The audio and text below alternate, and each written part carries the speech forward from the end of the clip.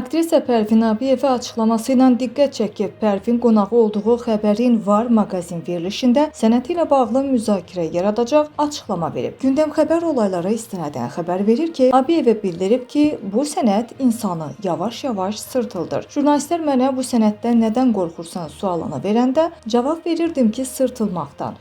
Bunu istəyirsiniz pis və ya yaxşı başa düşün. Sırtılmaq, yəni yalandan da olsa saxta gülmək, xoşuna gəlməsə də xoşuna gəlmiş kimi özünü göstərmək, sevmədiyin bir insanla məcburiyyətdən bir verilişdə iştirak eləmək, yazılan neqativ şərhlərə münasibət bildirməmək və fikir verməmək, onları qəlbinə almamaq. Çünki əvvəllər mən bu cür neqativ şərhlərdən pis olub ağlayırdım. İllər keçdikcə artıq bunlara gülə də bilirəm. Amma əvvəllər bu belə deyildi. Oturub hönkür-hönkür ağlayırdım deyə aktrisa bildirib.